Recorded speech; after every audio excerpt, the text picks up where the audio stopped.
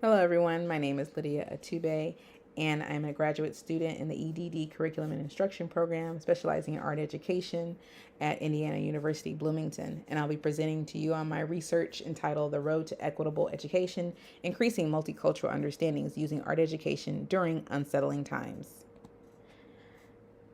I'd like to make a land acknowledgement, and I acknowledge and honor the Miami, Delaware, Potawatomi, and Shawnee peoples on whose ancestral homelands and resources Indiana University of Bloomington is built.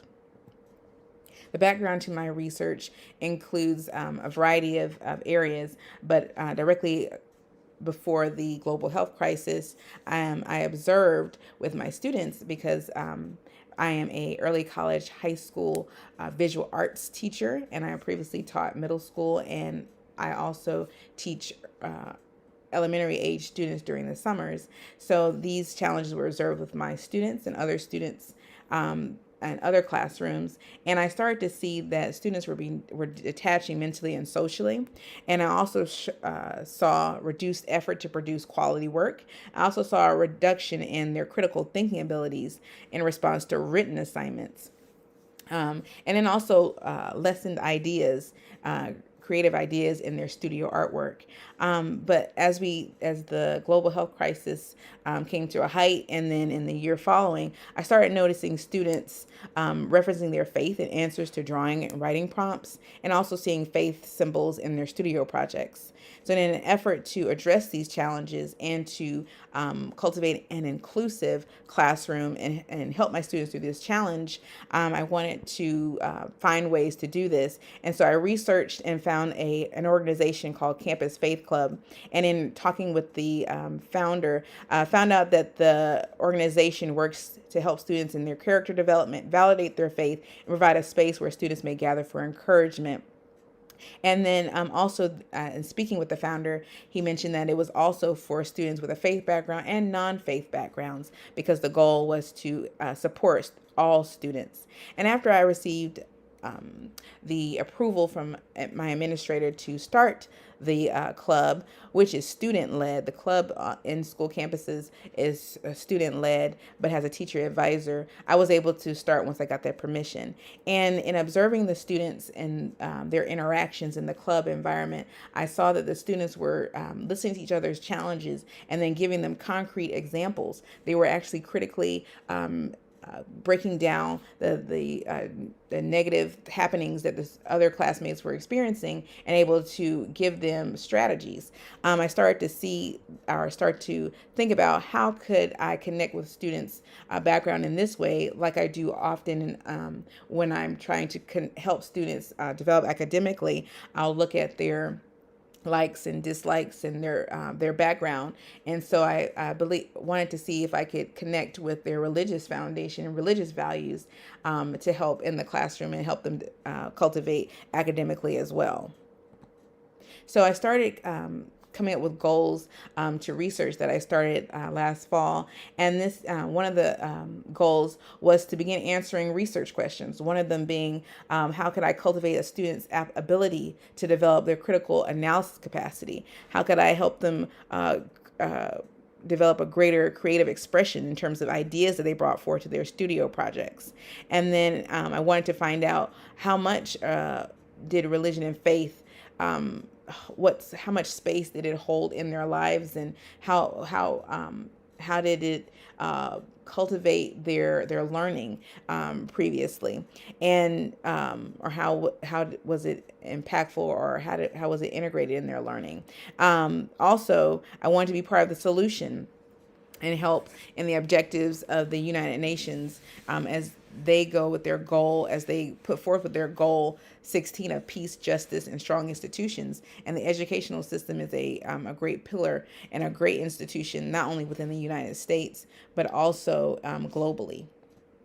My methodology for the research was secondary source research, unit lesson based preliminary experiments that I worked on with the students, and then observation and assessment of student work.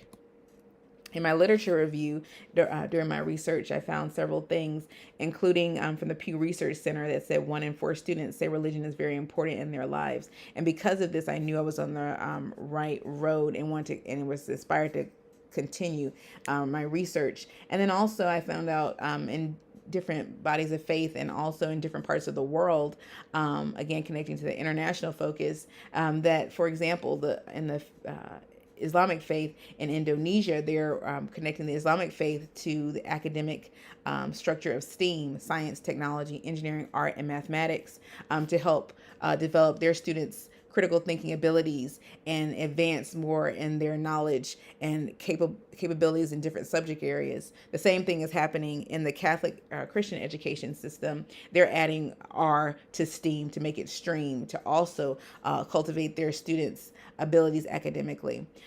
The scholar John W. Taylor V is a scholar working in this faith integration field, and he also argues for a greater impetus in doing authentic faith integration by using the instructional strategy of paradigm, theme, issues-based and real-life issues-based instructional strategies, because he says that teachers need to connect to that type of instructional framework, because he's seeing that students, once they graduate from high school, they're not thinking critically. They do not remember a lot of things from school, and they also haven't moved further in their faith. So he argues for this type of this type of strategy. And I wanted to see if I could also incorporate this, use his strategy, and advance my students and achieve the goals and the research goals that I had put forth previously. And again, the international focus that connects to my research is my students come from various countries, and including not only the U.S., but other countries in the world. And one of the assignments that I actually used as part of my preliminary experiments was the World Heritage Committee meeting mock trial, which also helps students see their role as a global citizen. So as part of my preliminary experiments, I also looked at doing an opening class assignment, which focused on artificial intelligence, AI, and I had the students read an article entitled "An AI-Generated Picture Won an Art Prize. Artists Aren't Happy." So this connects to the artificial intelligence real-life issue connected to visual arts. And I had the students read the article and then answer the questions.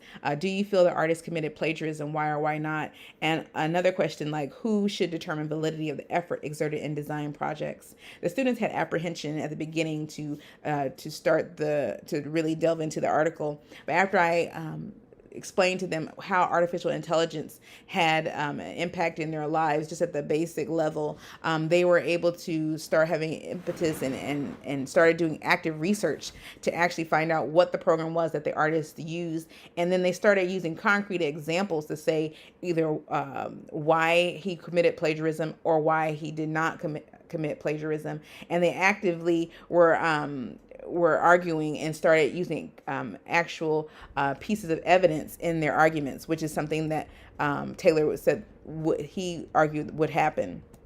I also did the World Heritage mock trial assignment, where the students also developed, they had to use a real life issue, which was a site from the endangered World Heritage list. I gave them a list of 5 sites. They had to choose one. They also had to choose to be one of the 21 member states to represent as a delegate when we did the mock trial. This is an in-progress assignment. And so the students, I gave them also a number of questions that they had to answer so they could get preliminary information, which they actually started doing active research to start making connections on what was going on at the site that they chose, what the country where the site was located, what they have been doing so far. And then also, as a delegate from the country they chose to be a delegate from, what that country could do and to how they could argue for getting funding for the endangered site. I started seeing the students making concrete connections. I started seeing the students using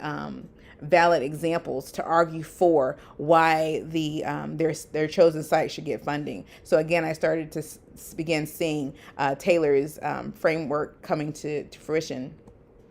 So in my recommendations and next steps, as I have started seeing Taylor's instructional strategy showing some great gains. I will say that this needs to definitely be a paradigm. This paradigm theme, issues-based strategy, does need to be connected to educational standards. Mine, of course, were connected to national and Georgia visual arts standards because this lays a good foundation. But I also did start to see that students' creativity level was starting to increase for studio projects as well. But going forward, I do believe I will need to continue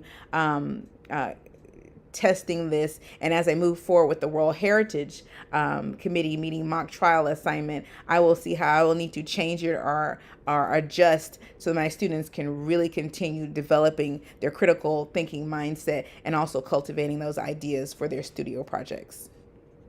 Here's a list of my references. Thank you again for listening. I hope you have a great day.